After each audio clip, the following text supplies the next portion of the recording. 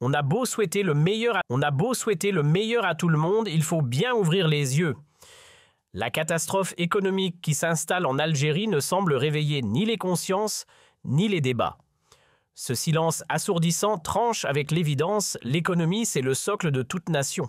Sans base économique solide, pas de stabilité politique, pas de cohésion sociale, et encore moins de développement. C'est simple, un pays prospère, c'est un pays apaisé où les citoyens respirent et regardent l'avenir avec confiance. L'inverse est tout aussi vrai. La pauvreté chronique engendre les tensions, les dérives, les fractures. Et pourtant, où sont les journalistes? Où sont les investigations, les analyses fouillées, les débats structurés sur cette réalité qui gangrène le pays? Ce mutisme général laisse un vide que nous, à notre niveau, tentons de combler en mettant la lumière sur les vraies questions avec clarté, rigueur et un brin de pédagogie salvatrice. Quand un pays croule sous les billets et que les pièces remplacent les cartes, c'est rarement bon signe. Et pourtant, voilà que le gouverneur de la Banque d'Algérie en costard-cravate à Washington, devant les huiles de la Banque mondiale, a trouvé le moyen de nous ridiculiser en grande pompe. Il a osé annoncer le plus sérieusement du monde la fin du cash en Algérie pour 2028. Oui, vous avez bien entendu. Une déclaration qui frôle l'absurde tant elle est déconnectée de la réalité du terrain, car ici, l'argent liquide règne en maître et les infrastructures bancaires sont à la traîne. Alors cette annonce, c'est soit un coup de com' grotesque, soit un aveu d'ignorance crasse. Pire encore, elle sonne comme une insulte à l'intelligence collective. Ce haut fonctionnaire ne se contente pas de travestir la vérité, il nous prend pour des naïfs finis. On l'avait déjà dit hier, mais visiblement, il faut le répéter. Accrochez-vous parce que les chiffres qui suivent donnent le vertige. En août 2025, les toutes dernières données officielles de la Banque d'Algérie, celles que nous avons pu décortiquer ligne par ligne, révèlent une absurdité monumentale. L'Algérie nage littéralement dans le cash. Le rapport entre l'argent liquide qui circule dans les rues et les fonds déposés dans les coffres des banques, un ratio hallucinant de 7 pour 1. Autrement dit, pour chaque dinar gardé au chaud, par le système bancaire, il y en a 7 qui se baladent dans les poches, les tiroirs, les matelas. En chiffres bruts, ça donne quoi? 9,619 milliards de dinars en billets et pièces en circulation libre. Et pendant ce temps, les réserves bancaires, celles que les banques locales ou filiales étrangères confient à la Banque centrale, plafonnent péniblement à 1253 milliards de dinars. Voilà l'état des lieux, une économie où le cash fait la loi et où les banques, elles, comptent les miettes.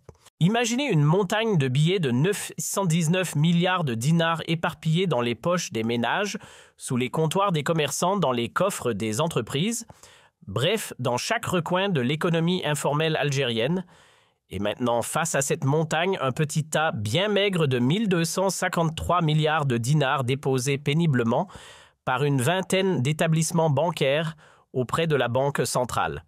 Oui, vous avez bien lu, pour chaque dinar entreposé dans une banque, 7 autres circulent librement, échappant à tout contrôle.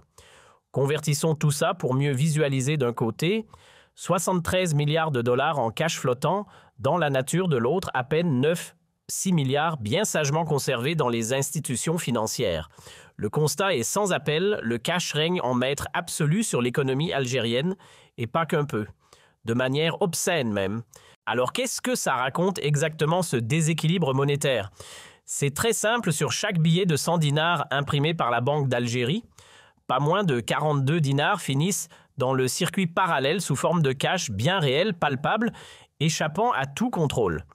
Et tenez-vous bien, seulement 6 dinars atterrissent dans les coffres des banques, qu'elles soient publiques ou privées, censées faire tourner l'économie nationale. Le reste, volatilisé dans les poches, les tiroirs et les matelas. Résultat, un système bancaire famélique incapable d'absorber la monnaie qu'il devrait faire fructifier. Et pourquoi?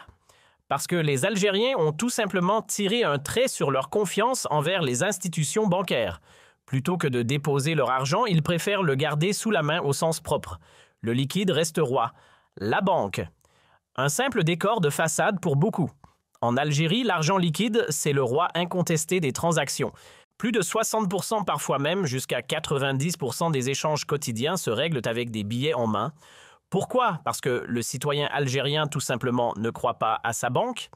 Il n'en a pas d'ailleurs dans la majorité des cas. Seulement 44% des adultes disposent d'un compte bancaire. Résultat, les cartes bancaires dorment dans les tiroirs.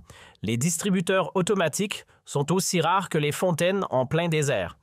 Et le concept de banque en ligne ou mobile reste un rêve lointain.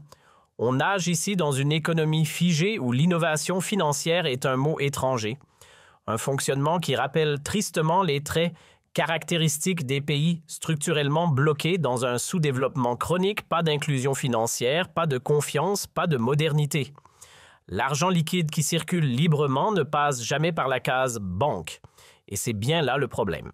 Résultat, les établissements financiers se retrouvent à sec, incapables de redistribuer sous forme de crédit, que ce soit pour soutenir les entreprises ou dynamiser la consommation.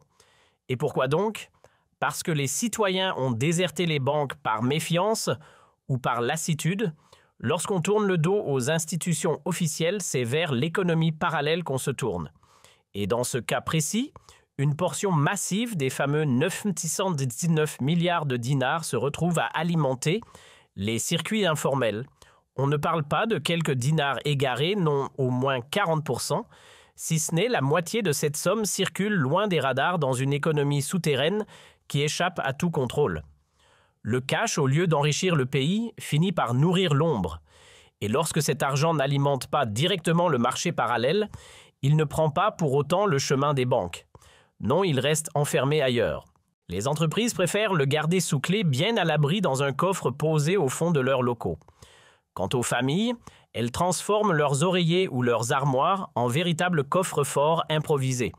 Autrement dit, tout vaut mieux que de déposer le moindre billet dans une institution bancaire. Car derrière ce réflexe se cache une vérité implacable, la confiance envers les banques a totalement disparu. Lorsqu'un pays en arrive au point où ni les citoyens ni les entreprises ne daignent confier leur argent aux banques, c'est que la fracture est profonde. Et ce n'est pas nouveau. Même les patrons pourtant censés être les premiers partenaires du secteur financier se contentent de verser le strict nécessaire sur leur compte, juste de quoi survivre, tout en continuant à faire tourner leur activité en liquide. Pourquoi ce rejet massif? Parce qu'il faut bien le dire, sous Tebboune comme avant, lui rien n'a été fait pour restaurer la confiance. Le règne sans partage du cash ne date pas d'hier. Depuis l'indépendance, l'économie algérienne est littéralement noyée dans les billets et ce pouvoir incontrôlé de l'argent liquide n'a cessé de s'ancrer comme une norme, presque comme un héritage national. Entre 2022 et 2025, le régime de Tebboune a enchaîné les mesures qui n'ont fait qu'amplifier la méfiance déjà profonde des Algériens vis-à-vis de leur système bancaire. Il faut dire que depuis la crise du cash provoquée par la pandémie de Covid, ou même en 2022, on faisait encore la queue pour retirer quelques billets, la confiance s'est érodée à vue d'œil. Beaucoup ont retenu la leçon, l'argent déposé à la banque peut très bien se volatiliser ou rester bloqué, impossible à récupérer en temps voulu. Résultat, une population devenue frileuse, prudente, qui préfère désormais garder son argent sous la main plutôt que de risquer de le voir coincé dans un guichet sans réponse. Puis, entre 2022 et 2025, le régime a corsé le jeu. Une véritable rafale de mesures est tombée sur les banques. Chaque dépôt en cash devait désormais être déclaré aux autorités, aux services de sécurité, au fisc. Bref, placé sous microscope au nom de la lutte contre le blanchiment. Et comme si cela ne suffisait pas à retirer son propre argent, est devenu une épreuve administrative. Fini les retraits libres, il fallait remplir des formulaires, faire des demandes préalables, patienter comme si l'on sollicitait une faveur plutôt que d'accéder à ses propres économies. Autrement dit, l'État a transformé l'acte banal de retirer ou déposer du liquide en parcours du combattant. Et là, attention, le scénario devient encore plus ubuesque. Si vous osez retirer une somme un peu trop élevée, votre banque ne se contente pas de vous tendre les billets. Non, elle envoie aussitôt un petit rapport bien ficelé au fisc et aux services de sécurité. Conséquence directe, commerçants, entrepreneurs simples, citoyens, tous finissent convoqués par la gendarmerie ou la police nationale. Et les questions tombent comme des balles. D'où vient ce cash? Qu'avez-vous fait de cet argent? Pourquoi retirez-vous autant? Bref, au lieu d'un service bancaire, c'est un interrogatoire en règle. Finalement, toutes ces investigations à répétition, ces inspections fiscales, ces contrôles à n'en plus finir et cette omniprésence des forces de l'ordre autour des flux d'argent bancaire n'ont eu qu'un seul effet concret, creuser davantage le gouffre déjà béant entre les citoyens algériens et leurs banques. Au lieu de restaurer la confiance, on a renforcé le soupçon. Au lieu de rapprocher les gens des institutions financières, on les en a éloignés pour de bon. Ce climat de suspicion permanent n'a fait qu'ancrer une méfiance déjà bien installée dans l'imaginaire collectif. Pour beaucoup d'Algériens, la banque est devenue un lieu à éviter, pas un partenaire de confiance.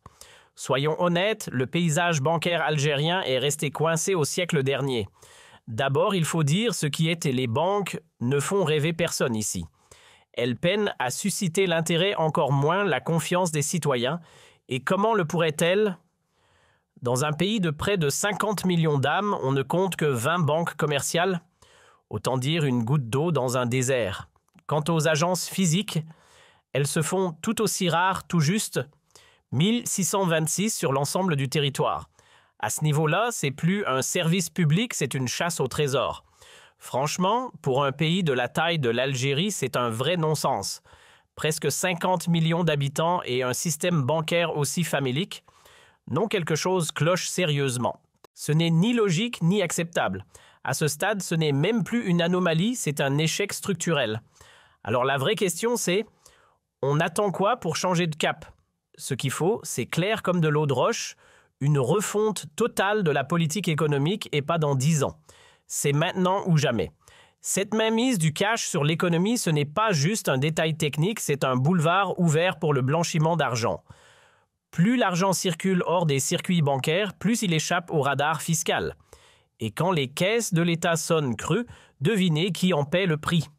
Ce sont les écoles qui ne sortent jamais de terre, les routes qui restent à l'état de promesse, les hôpitaux en ruine et les universités à l'abandon. Pas de recettes, pas de services publics. En bref, plus le cash règne, plus la République recule. Et comme si ce n'était pas déjà assez catastrophique, ajoutons à cela le nerf de la guerre, l'argent manque cruellement dans les caisses des banques. Et sans liquidité, que peuvent-elles faire? Rien. Elles ne peuvent ni injecter dans l'économie réelle, ni accorder des prêts aux ménages, ni soutenir les entreprises en quête de financement. Pas d'argent, pas de crédit. Pas de crédit, pas de croissance. C'est un cercle vicieux d'une logique implacable, un engrenage infernal qui révèle un mal bien plus profond, une gestion économique à la dérive incapable d'anticiper, encore moins de corriger.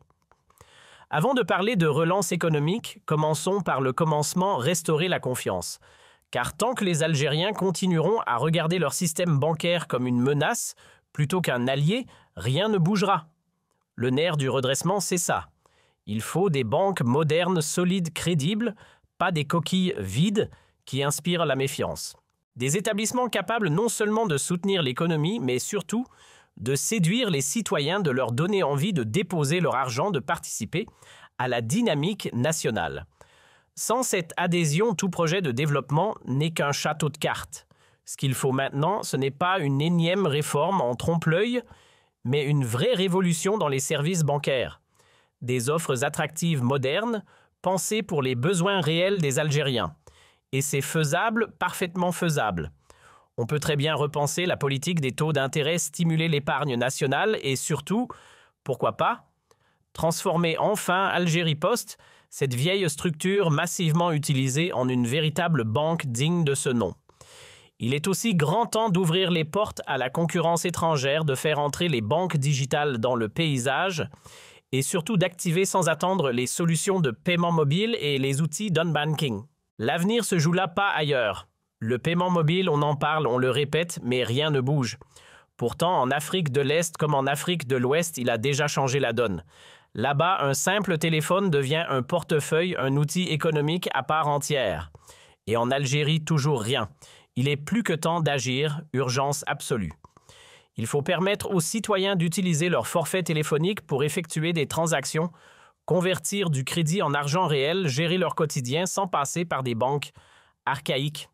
Les portefeuilles numériques ne sont plus un luxe, c'est une nécessité vitale. Le mobile banking, c'est maintenant ou jamais, sinon on continuera à courir derrière le progrès pendant que les autres le vivent. Prenez l'exemple de l'Afrique subsaharienne. Là-bas, la révolution silencieuse a déjà eu lieu.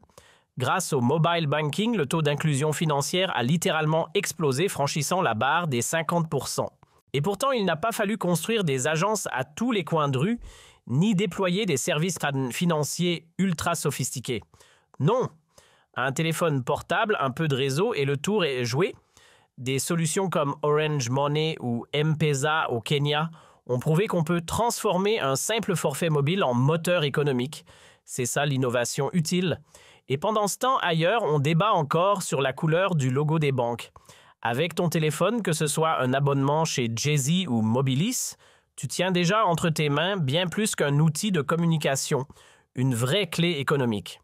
Tu peux transformer ton crédit mobile en argent, régler des factures, acheter chez les commerçants ou encore faire tes emplettes sur les plateformes de e-commerce en échangeant simplement du cash contre du crédit téléphonique. C'est simple, rapide, accessible. Mais pour que cette dynamique prenne de l'ampleur en Algérie, il faut aller plus loin, booster l'économie numérique, faire éclore un vrai écosystème de commerce en ligne et, surtout, traîner enfin les banques hors de leur âge de pierre pour les propulser dans le 21e siècle. Tant que le secteur bancaire algérien restera prisonnier des griffes de l'État, rien ne changera. Les banques publiques dominent tout, étouffent. L'innovation verrouillote la concurrence. Ce qu'il faut, laisser émerger de vraies banques privées, libérer les initiatives, autoriser les banques en ligne à exister sans tutelle étatique. Oui, des lois ont bien été votées pour permettre la création d'établissements digitaux, mais à une condition absurde qu'ils soient systématiquement adossés à une banque publique. Résultat, l'État continue de s'infiltrer partout, de tout contrôler et bloque par la même occasion toute tentative de modernisation réelle. Trop d'État dans l'économie, c'est l'asphyxie assurée. Et ça, on l'a déjà trop vu. Plutôt que d'enchaîner les promesses creuses et de bercer les Algériens d'illusions, il serait temps de regarder la vérité en face.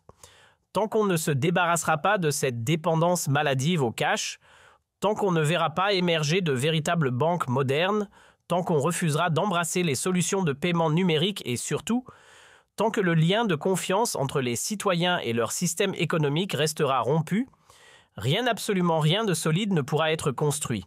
Le système bancaire, c'est le cœur de l'économie. Et sans un cœur qui bat, inutile de rêver à un avenir florissant.